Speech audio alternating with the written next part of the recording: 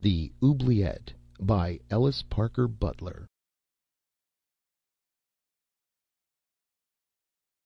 The discovery that Syrilla was the daughter of Jonas Medderbrook, born Jones, was a great triumph for Philo Gubb. But while the Riverbank Eagle made a great hurrah about it, Philo Gubb was not entirely happy over the matter. Having won a reward of $10,000 for discovering Syrilla and $500 for recovering Mr. Medderbrook's golf cup, Mr. Gubb might have ventured to tell Syrilla of his love for her but for three reasons. The first reason was that Mr. Gubb was so bashful that it was impossible for him to speak his love openly and immediately. If Syrilla had returned to Riverbank with her father, Mr. Gubb would have courted her by degrees. Or if Syrilla had weighed only 200 pounds, Mr. Gubb might have had the bravery to propose to her instantly. But she weighed 1,000 pounds, and it required 5 times the bravery to propose to 1,000 pounds than was required to propose to 200 pounds. The second reason was that Mr. Dorgan, the manager of the side show, would not release Syrilla from her contract. "She's a beauty of a fat lady," said Mr. Dorgan, "and I've got a 5-year contract with her, and I'm going to hold her to it." Mr. Medderbrook and Mr. Gubb would have been quite hopeless when Mr. Dorgan said this if Syrilla had not taken them to one side. "Listen, dearies," she said. "He's a mean old brute, but don't you fret. I got a hunch how to make him cancel my contract in a perfectly refined and ladylike manner. Right now I start in bantin' and dietin' in the scientificest manner, and the way I can lose 300 or 400 pounds when I set out to do it is something grand. It won't be no time at all until I'm thin and wisp-like, and Mr. Dorgan will be glad to get rid of me." This information greatly cheered Mr. Gubb. While he admired Syrilla just as she was, a rapid mental calculation assured him that she would still be quite plump at 700 pounds, and he knew he could love 7/10 of Syrilla more than he could love 7/10 of any other lady in the world. The third reason had to do with the $10,000 reward. When Mr. Gubb and Mr. Medderbrook were proceeding homeward on the train, Mr. Medderbrook brought up the subject of the reward again. "I'm going to pay you that $10,000, Gubb," he said, "but I'm going to pay it so it will be worth a lot more than $10,000 to you." "You are very overly kind," said Mr. Gubb. "It's because I know you are fond of Syrilla," said Medderbrook. Mr. Gubb blushed. "So I ain't going to give you $10,000 cash," said Mr. Medderbrook. "I'm going to do a lot better by you than that. I'm going to give you gold mine stock. The only trouble—" "Gold mine stock sounds quite elegantly nice," said Mr. Gubb. "The only trouble," said Mr. Medderbrook, "is that the gold mine stock I want to give you is in a block of $25,000. It's nice stock. It's as neatly engraved as any stock I ever saw, and it is genuine common stock in the Utterly Hopeless Gold Mine Company." "The name sounds sort of unhopeful," ventured Mr. Gubb timidly. "That shows you don't know anything about gold mines," said Mr. Medderbrook cheerfully. The reason the miners gave it that name is because this mine lies right between 2 of the best gold mines in Minnesota. One of them is the Utterly Good Gold Mine, and the other is the Far From Hopeless. So when the miners named this mine, they took part of the names of the 2 others and called this one the Utterly Hopeless. That's the way the way it is always done." "It's very cleverly bright," said Mr. Gubb. "It's an old trick. I should say an old and approved method," said Mr. Medderbrook. "So what I'm going to do, Mr. Gubb, is let you in on the ground floor of this mine. It's a chance I wouldn't offer to everybody. This mine hasn't paid out all its money in dividends. I tell you as an actual fact, Mr. Gubb, that so far it hasn't paid out a cent in dividends, not even to the preferred stock. No, sir. And it ain't one of those mines that has been mined until all the gold is mined out of it. No, sir. Not an ounce of gold has ever been taken out of the Utterly Hopeless mine. Not an ounce." "It is all there yet?" exclaimed Mr. Gubb. "All there ever was," said Mr. Medderbrook. "Yes, sir. If you want me to, I'll give you a handwritten guarantee that the Utterly Hopeless Mine has never paid a cent in dividends, and that not an ounce of gold has ever been taken out of the mine. That shows you I'm square about this. So what I'm going to do," he said impressively, "is turn over to you a block of $25,000 worth of Utterly Hopeless Gold Mine stock and apply the $10,000 I owe you as part of the purchase price. All you need to do then is pay me the other $15,000 as rapidly as you can." "That's very kindly generous of you," said Mr. Gubb gratefully. "And that isn't all," said Mr. Medderbrook. "I own every single share of the stock of that mine, Mr. Gubb, and as soon as you get the $15,000 paid up, I'll advance the price of that stock 100%. Yes, sir, I'll double the price of the stock, and what you own will be worth $50,000. There were tears in Philo Gubb's eyes as he grasped Mr. Medderbrook's hand. "And all I ask," said Mr. Medderbrook, "is that you hustle up and pay that $15,000 as quickly as you can, so that," he added, "you'll be worth $50,000 all the sooner." Upon reaching Riverbank, Mr. Medderbrook took Mr. Gubb to his home and turned over to him the stock in the Utterly Hopeless Mine. "And here," said Mr. Medderbrook, "is a receipt for $10,500, and you can give me back that $500 I paid you for recovering my golf cup. That's to show you everything is fair and square when you deal with me. Now you owe me only $14,500. While Mr. Gubb was handing the $500 back to Mr. Medderbrook, the colored butler entered with a telegram. Mr. Medderbrook tore it open hastily. "Good news already," he said, and handed it to Mr. Gubb. It was from Syrilla, and said, "Be brave. Have lost 4 ounces already. Kind regards and best love to Mr. Gubb." With only partial satisfaction, Mr. Gubb left Mr. Medderbrook and proceeded downtown. He now had a double incentive for seeking the rewards that fall to detectives, for he had Syrilla to win and the Utterly Hopeless Gold Mine stock to pay for. He started for the Pie Wagon, for he was hungry, but on the way certain suspicious actions of Joe Henry, the liveryman who had twice beaten him up while he was working on the dynamiter case, stopped him, and it was much later when he entered the Pie Wagon. As Philo Gubb entered, Billy Getz sat on one of the stools and stirred his coffee. He held a dime novel with his other hand, reading, but Pie Wagon Pete kept an eye on him. He knew Billy Getz and his practical jokes. If unwatched for a moment, the young whippersnapper might empty the salt into the sugar bowl or play some other prank that came under his idea of fun. Billy Getz was a good example of the spoiled only son. He went in for all the vice that there was in town, and to occupy his spare time he planned practical jokes. He was 30 years old, rather bald, had a pale and leathery skin, and a preternaturally serious expression. In his pranks he was aided by the group of young poker-playing, cigarette-smoking fellows known as the Kidders. Billy Getz, as he read the last line of the thrilling tale of The Pale Avengers, tucked the book in his pocket and looked up and saw Philo Gubb. The hawk eyes of Billy Getz sparkled. "Hello, detective!" he cried. "Sit down and have something. You're just the man I've been looking for. Was asking Pete about you not a minute ago, wasn't I, Pete?" Pie Wagon Pete nodded. "Yes, sir," said Billy Getz eagerly. "I've got something right in your line, something big, mighty big. And say, detective, have you ever read The Pale Avengers?" "I ain't had that pleasure, Mr. Getz," said Philo Gubb, straddling a stool. "What's the matter? You're out of breath," said Pie Wagon. "I been running," said Philo Gubb. "I had to run a little. Detectives have to run at times, occasionally." "You bet they do," said Billy Getz earnestly. "You ain't been after the dynamiters, have you?" "I am from time to time working upon that case," said Philo Gubb with dignity. "Well, you be careful. You be mighty careful. We can't afford to lose a man like you," said Billy Getz. "You can't be too careful. Got any of the ghouls yet?" "Not yet," said Philo Gubb stiffly. "It's a difficult case for one that's just graduated out of a deteckative school. It's like Lesson 9 says, I got to proceed cautiously when working in the dark." "Or they'll get you before you get them," said Billy Getz. "Like in the Pale Avengers.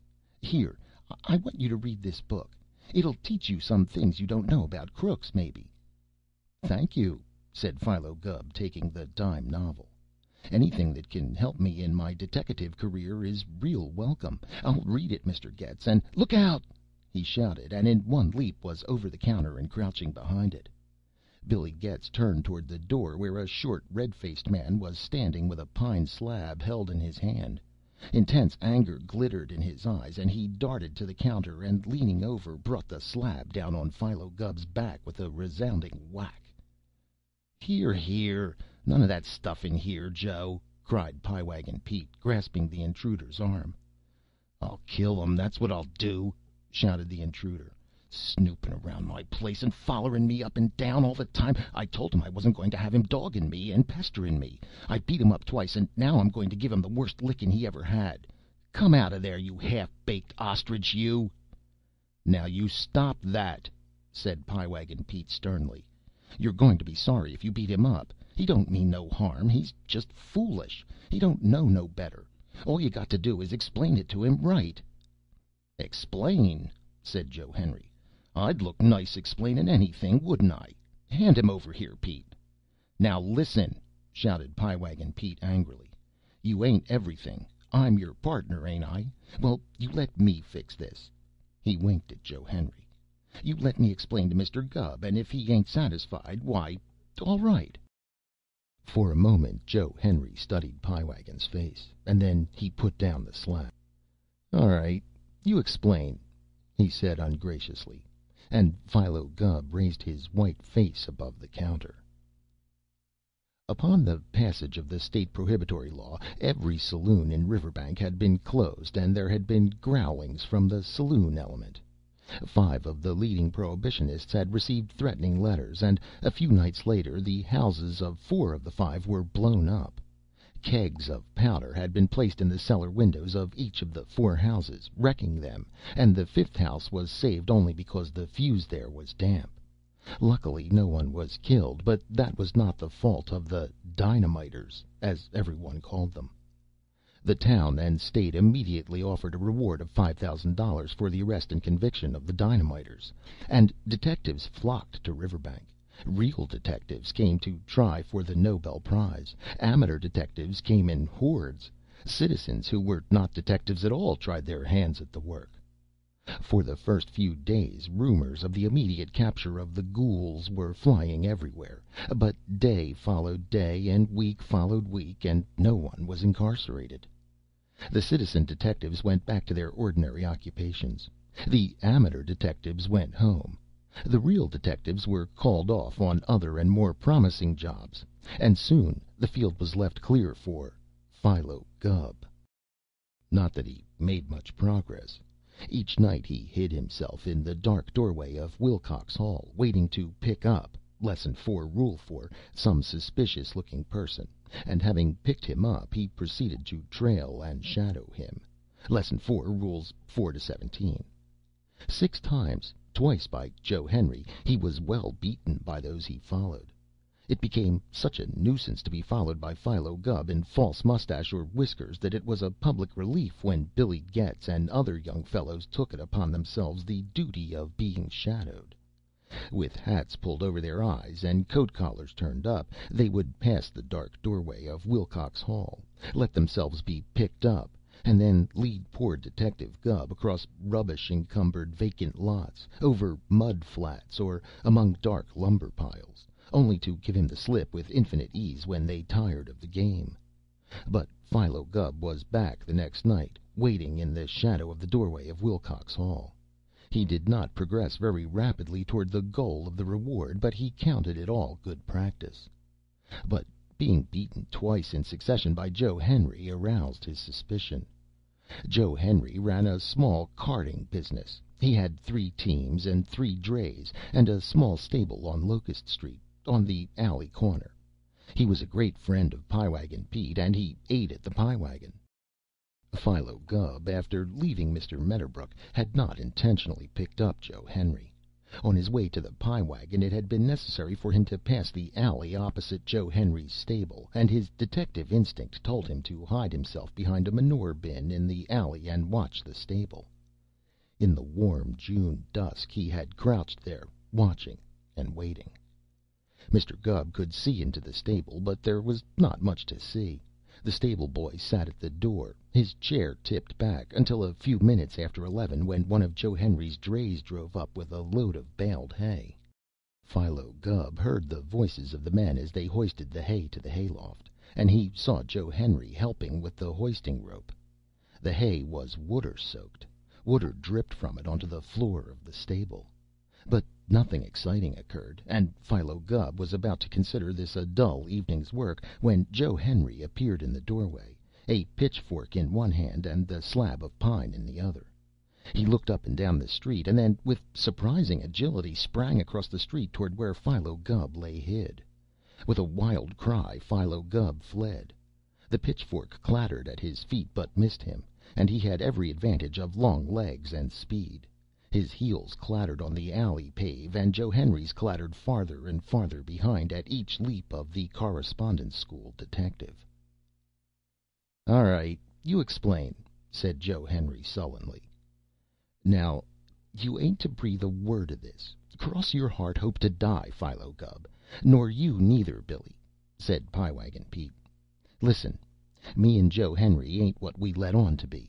That's why we don't want to be follered. We're detectives, regular detectives, from Chicago, and we're hired by the Law and Order League to run down them ghouls. We're right close on to them now, ain't we, Joe? And that's why we don't want to have no one bothering us. You wouldn't want no one shadowing you when you was on the trail, would you, Gubby?" "No, I don't feel like I would," admitted Philo Gubb. "That's right," said Pie Wagon Pete approvingly. "And when these here dynamite ghouls is the kind of murderers they is, and me and Joe is expecting to be murdered by them any minute, it makes Joe nervous to be follered and spied on. Don't it, Joe?" "You bet," said Joe. "I'm liable to turn and moller up anybody I see sneaking up on me. I can't take chances." "So you won't interfere with Joe in the pursuit of his duty no more, will you, Gubby?" said Pie Wagon Pete. "I don't aim to interfere with nobody, Peter," said Philo Gubb. "I just want to pursue my own duty as I see it. I won't foller Mr. Henry no more if he don't like it, but I got a duty to do, and a full graduate of the Rising Sun Deteckative Agency Correspondence School of Deteckating, I got to do my level best to catch them dynamiters myself." Joe Henry frowned, and Pie Wagon Pete shook his head.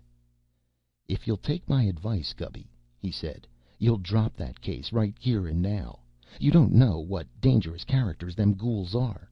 If they start to get you—" "You want to read that book, The Pale Avengers, I just gave you," said Billy Getz, "and then you'll know more." "Well, I won't interfere with you, Mr. Henry," said Philo Gubb, "but I'll do my duty as I see it. Fear don't frighten me. The first words in Lesson 1 is these: the deteckative must be a man devoid of fear. I can't go back on that. If them ghouls want to kill me, I can't object. Deteckating is a dangerous employment, and I know it." He went out and closed the door. "There," said Pie Wagon Pete. "Ain't that better than beating him up?" "Maybe," said Joe Henry grudgingly. "Chances are he's such a dummy he'll go right ahead follerin' me, and needs a good scare thrown into him." Billy Getz slid from his stool and ran his hands deep into his pockets, jingling a few coins and a bunch of keys. "Want me to scare him?" he asked pleasantly. "Say, you can do it, too," said Joe Henry eagerly. "You're the feller that can kid him to death. Go ahead. If you do, I'll give you a case of Six Star. Ain't that so, Pete?" "Absolutely," said Pie Wagon. "That's a bet," said Billy Getz pleasantly. "Leave it to the kidders." Philo Gubb went straight to his room at the Widow Murphy's, and having taken off his shoes and coat, leaned back in his chair with his feet on the bed and opened The Pale Avengers. He had never before read a dime novel, and this opened a new world to him. He read breathlessly. The style of the story was somewhat like this: The picture on the wall swung aside, and Detective Brown stared into the muzzles of two revolvers and the sharp eyes of the youngest of the Pale Avengers. A thrill of horror swept through the detective. He felt his doom was at hand, but he did not cringe. "Your time has come," said the Avenger. "Be not too sure," said Detective Brown haughtily. "Are you ready to die?" "Ever ready." The detective extended his hand toward the table on which his revolver lay. A cruel laugh greeted him. It was the last human voice he was to hear. As if by magic, the floor under his feet gave way. Down, down, down 1,000 feet he was precipitated. He tried to grasp the well-like walls of masonry, but in vain. Nothing could stay him. As he plunged into the deep water of the Oubliette, a fiendish laugh echoed in his ears. The Pale Avengers had destroyed one more of their adversaries. Until he read this thrilling tale, Philo Gubb had not guessed the fiendishness of malefactors when brought to bay. And yet here it was in black and white. The Oubliette, a dark, dank dungeon hidden beneath the ground, was a favorite method of killing detectives, it seemed. Generally speaking, the Oubliette seemed to be the prevailing fashion in vengeful murder. Sometimes the bed sank into the Oubliette. Sometimes the floor gave way and cast the victim into the Oubliette. Sometimes the whole room sank slowly into the Oubliette, but death for the victim always lurked in the pit. Before getting into bed, Philo Gubb examined the walls and the floor and the ceiling of his room. They seemed safe and secure, but twice during the night he awoke with a cry, imagining himself sinking through the floor. 3 nights later, as Philo Gubb stood in the dark doorway of the Wilcox Building waiting to pick up any suspicious character, Billy Getz slipped in beside him and drew him hastily to the back of the entry. "Hush! Not a word!" he whispered. "Did you see a man in the window across the street? The 3rd window on the top floor?" "No," whispered Philo Gubb. Was there one?" "With a rifle," whispered Billy Getz. "Ready to pick you off. Come, it is suicide for you to try to go out the front way now. Follow me. I have news for you. Step quietly." He led the paperhanger through the back corridor to the open air and up the outside back stairs to the 3rd floor and into the building. He tapped lightly on a door, and it was opened the merest crack. "Friends," whispered Billy Getz, and the door opened wide and admitted them. The room was the club room of the Kidders, where they gathered night after night to play cards and drink illicit whiskey.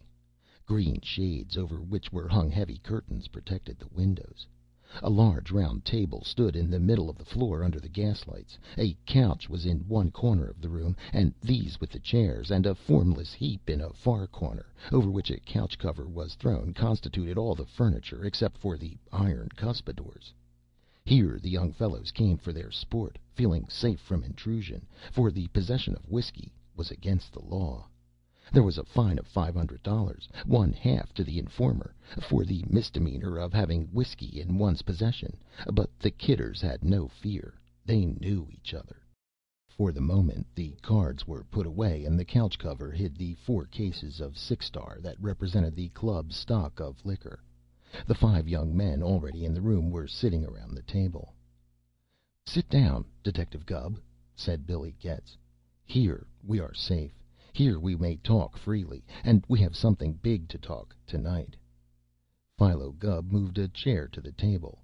He had to push one of the cuspidors aside to make room, and as he pushed it with his foot he saw an oblong of paper lying in it among the sand and cigar stubs. It was a Six Star whiskey label. He turned his head from it with his bird-like twist of the neck and let his eyes rest on Billy Getz. "We know who dynamited those houses," said Billy Getz suddenly. "Do you know Jack Harburger?" "No," said Philo Gubb. I don't know him." "Well, we do," said Billy Getz. "He's the slickest ever. He was the boss of the gang. Read this." He slid a sheet of notepaper across to Philo Gubb, and the detective read it slowly.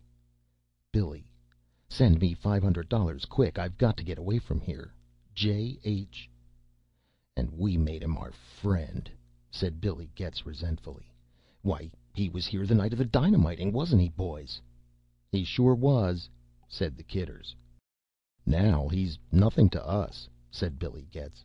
"Now, what do you say, Detective Gubb? If we fix it so you can grab him, will you split the reward with us?" "Half for you and half for me?" asked Philo Gubb, his eyes as big as poker chips. 3,000 for you and 2 for us was what we figured was fair," said Billy Getz. "You ought to have the most. You put in your experience and your education in detective work." "And that ought to be worth something," admitted Philo Gubb. So it was agreed.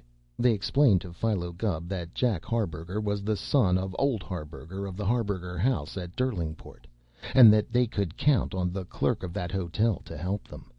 Billy Getz would go up and get things ready, and the next day Philo Gubb would appear at the hotel, in disguise of course, and do his part. The clerk would give him a room next to Jack Harburger's room, and see that there was a hidden opening in the partition, and Billy Getz, pretending he was bringing the money, would wring a full confession from Jack Harburger. Then Philo Gubb need only step into the room and snap the handcuffs on Jack Harburger and collect the reward. They shook hands all around finally, and Billy Getz went to the window to see that no ghoul was lurking in the street, ready to murder Philo Gubb when he went out. As he turned away from the window, the toe of his shoe caught in the fringe of the couch cover and dragged it partially from the odd-shaped pile in the corner. With a quick sweep of his hand, Billy Getz replaced the cover, but not before Philo Gubb had seen the necks of a full case of bottles, and had caught the glint of the label on one of them, bearing the 6 silver stars, like that in the cuspidor. Billy Getz cast a quick glance at the correspondence school detective's face, but Philo Gubb, his head well back on his stiff neck, was already gazing at the door. 2 days later, Philo Gubb, with his telescope valise in his hand, boarded the morning train for Derlingport.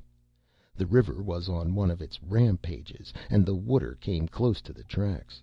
Here and there on the way to Derlingport the water was over the tracks, and in many places the wagon road, which followed the railway, was completely swamped, and the passing vehicles sank in the muddy water to their hubs. The year is still known as the Year of the Big Flood in Riverbank. The water had flooded the Front Street cellars, and in Derlingport the sewers had backed up, flooding the entire lower part of town. When the train reached Derlingport, Philo Gubb, with his telescope valise, which contained his 12 correspondence school lessons, the Pale Avengers, a pair of handcuffs, his revolver, and 3 extra disguises, walked toward the Harburger House.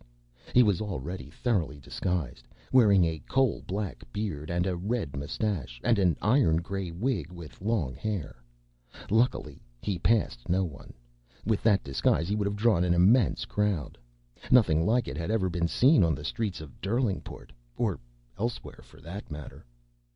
A full block away, Philo Gubb saw the sign of the hotel, and he immediately became cautious, as a detective should. He crossed the street and observed the exits. There was a main entrance on the corner, a ladies' entrance at the side, and an entrance to what had once been the bar room. From the fire escape one could drop to the street without great injury. Philo Gubb noted all these, and then walked to the alley. There were 2 doors opening on the alley, one a cook's door, and the other evidently leading to the cellar. At the latter a dray stood, and as Philo Gubb paused there, 2 men came from this door and laid a bale of hay on the dray, pushing it forward carefully. They did not toss it carelessly onto the dray, but slid it onto the dray, and the hay was wet. Moreover, the 2 men were 2 of Joe Henry's men, and that was odd. It was odd that Joe Henry should send a dray the full 30 miles to Derlingport to get a load of wet hay when he could get all the dry hay he wanted in Riverbank. But it did not impress Philo Gubb. He hurried to the main entrance of the hotel and entered. The lobby of the Harburger House was large and gloomy in its old-fashioned black walnut woodwork. Except for 1 man sitting at a desk by the window and writing industriously, and the clerk behind the counter, the lobby was untenanted. To the left a huge stairway led to the gloom above, for the hotel boasted no elevator except the huge baggage lift, which had been put in the palmy days of the house, when the great river packets were still a business factor. Philo Gubb walked across the lobby to the clerk's desk. The industrious penman by the window glanced over his shoulder. He looked more like a hotel clerk than like a traveling salesman, but Philo Gubb gave this no thought. The clerk behind the desk put his fingers on his lips. "Shh!" he whispered. "Are you Detective Gubb? Good. I've been expecting you. Have you a gun?" "In my telescope case," whispered Philo Gubb. "Take this one," said the clerk, handing the paper-hanger detective a glittering revolver. "Be careful. Come, I'll show you the room." He came from behind the desk and picked up Philo Gubb's telescope valise and led the way up the dingy stairway. Luckily for Billy Getz's great practical joke, Philo Gubb had never seen Jack Harburger, or he would have recognized him in the plump little man carrying his telescope valise. Up 3 flights of dark stairs Jack Harburger led Philo Gubb, and at the landing of the 4th floor he stopped. "You were taking a risk, a big risk, coming undisguised," he said. "But I am disguised," said Philo Gubb. "These here is false whiskers and hair." "What?" exclaimed Jack Harburger. "Wonderful work! A splendid make-up, detective. You fooled me with it, and I was on my guard. You'll do. Bend down like an old man. That's it. Now, listen. I have cut a hole through the wall from your room into Jack's. You can hear every word he speaks. Have you a pencil and paper? Good. Jot down every word you hear, and don't make a sound. If you are discovered, well, they're a desperate gang. Come." He led the way through a long, dark corridor that turned and twisted. At the extreme end he stopped, put down the telescope valise, and drew a key from his pocket. "That's Jack's room," he breathed softly. "And you go in here. Sorry it isn't a better room. We had to use it, and you'd be here long anyway." He opened the door. It was a large door that swung outward, and it occupied 1/2 of one side of the room.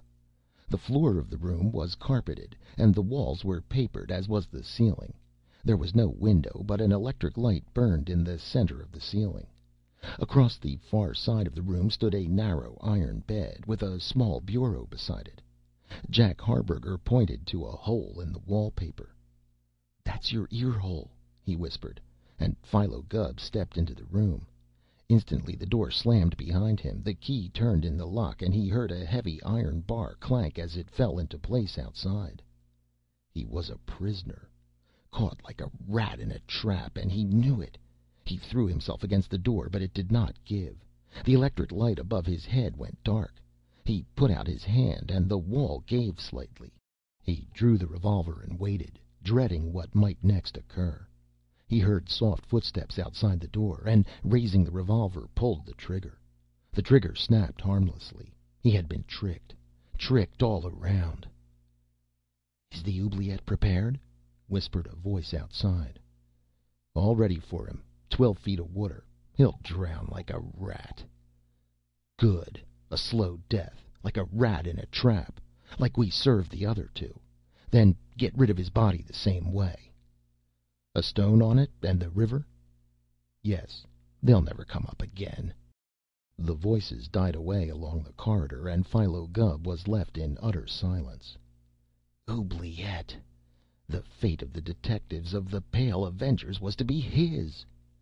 Suddenly the room began to quiver.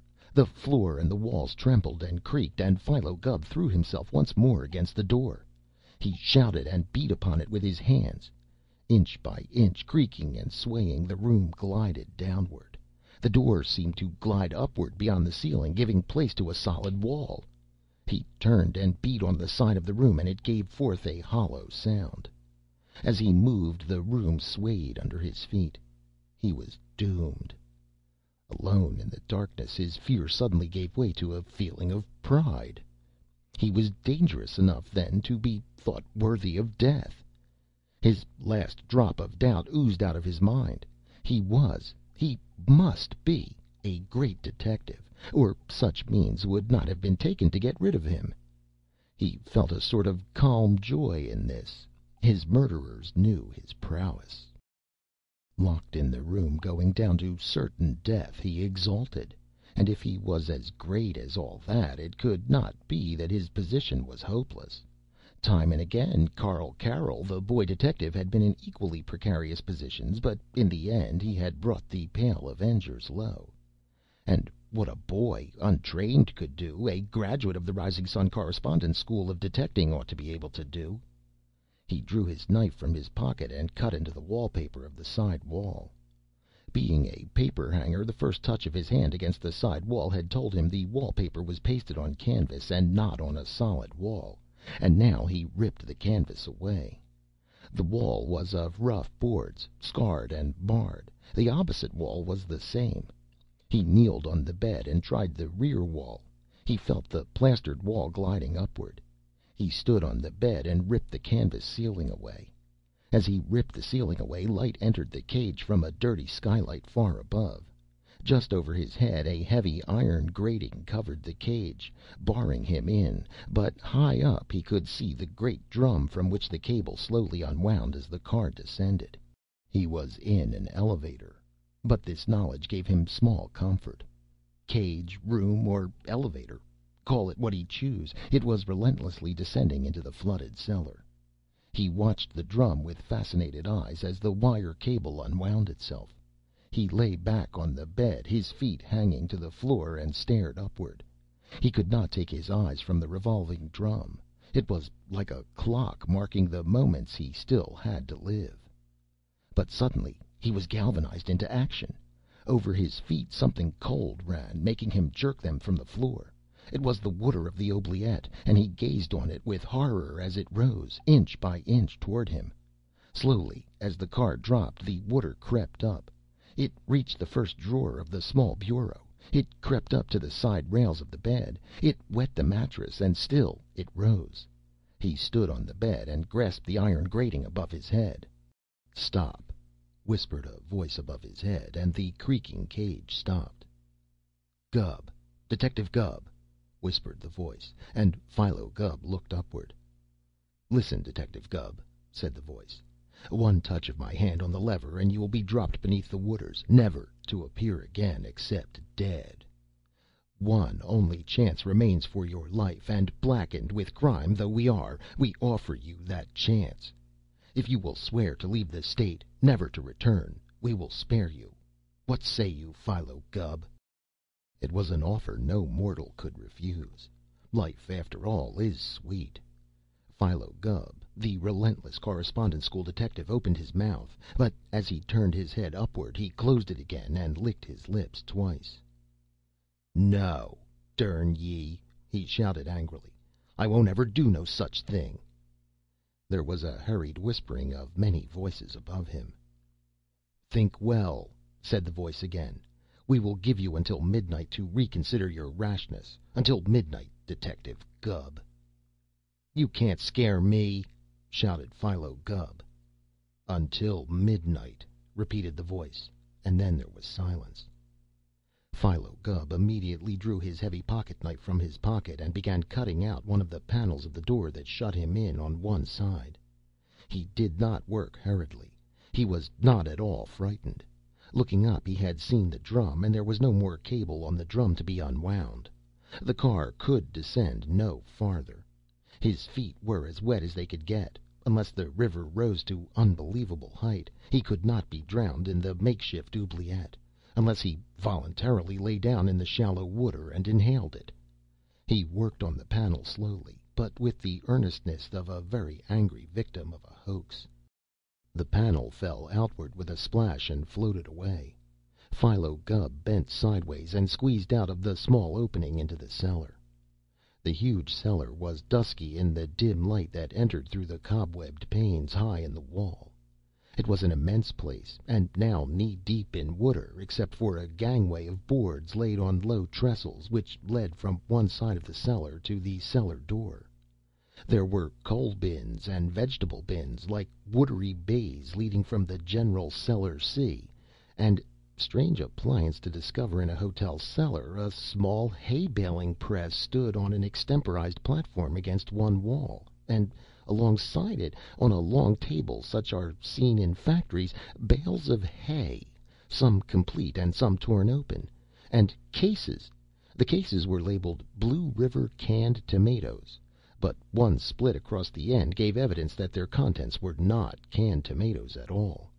Through the crack in the case glittered the 6 silver stars of the 6-star whiskey. There were 26 of the cases. Philo Gubb waded to the raised gangway and walked to the cellar door. It was double barred on the inside, and he lifted the bars cautiously and stepped into the alley, closing the door carefully behind him. He pulled his false whiskers and wig from his face and stuffed them in his pockets and hurried down the alley. When he returned, Billy Getz, Jack Harburger, and 6 of the Kidders were holding high revel in the closed barroom of the Harburger house, but they all fell silent when the door opened and the sheriff of Derling County entered, with Philo Gubb and 3 deputies in company. It was evident that the sheriff did not consider Philo Gubb a joke.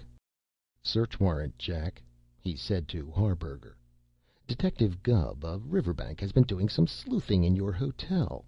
He says we want to have a look at the cellar." The next morning the Riverbank Eagle was full of Philo Gubb again. Through the superb acumen of that wonderful detective, 3 stores of whiskey had been discovered and confiscated. One in the cellar of the Harburger house at Derlingport, one in Joe Henry's stable at Riverbank, and a smaller one in the room in the Wilcox Building frequented by the Kidders. "How I done it?" said Philo Gubb to one of his admirers. "I done it like a deteckative does it. A deteckative that wants to detect. Picks up some feller that looks suspicious like it says in Lesson 4, Rule 4, and then he shadows and trails him like it says in Lesson 4, Rules 4 to 17, and then something's bound to happen." "But how can you tell what's going to happen?" asked his admirer. "Well, sir," said Philo Gubb, "that's the beauty of the deteckative business. You don't ever know what's going to happen until it happens." End of The Oubliette by Ellis Parker Butler.